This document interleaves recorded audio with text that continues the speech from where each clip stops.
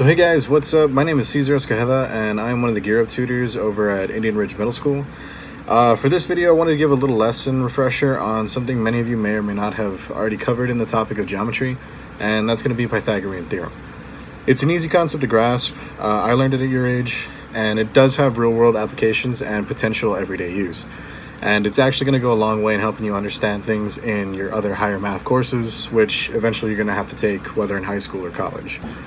It definitely helps to try and master the subject, and like I said, it's not overly complicated, so I'm hoping my explanation helps everyone watching. So let's get started. So a bit of background on the Pythagorean theorem. It's actually a really old concept.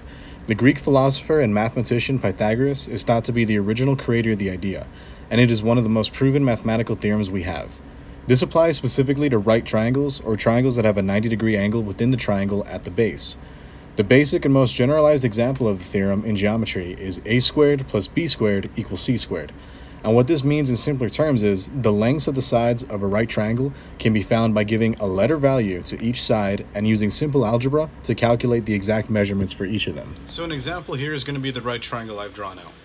Each side gets a letter, with A and B representing the horizontal and vertical sides of the triangle, while C represents the diagonal edge of the triangle, and it is also known as the hypotenuse.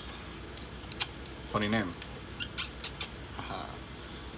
The hypotenuse sits as the longest edge of the right triangle and is always directly across from the 90-degree angle, which you can see is here. And anytime you see this little square symbol, it represents 90 degrees. So when you add letters to the side, it helps you visualize how everything fits together. So if you were to see a triangle and you know potentially what the value of A and B is, you could figure out what C is by plugging it into the theorem. So say this triangle here has a horizontal side of 4 and a vertical side of 3, and you want to know what C is. It's now just a matter of plugging things in. So a squared plus b squared equals c squared, right? A squared, or in this case 3 squared, plus b squared, or in this case 4 squared, equals c squared. Now using some simple math, we know that 3 squared is 9, and 4 squared is 16. So once we add those together, simple addition, we know we have 25 is equal to c squared. But we want to know what exactly c on its own is, right? So how do we do that? Well, to get c on its own, we have to square 25. So the square root of 25 is going to give us c, and that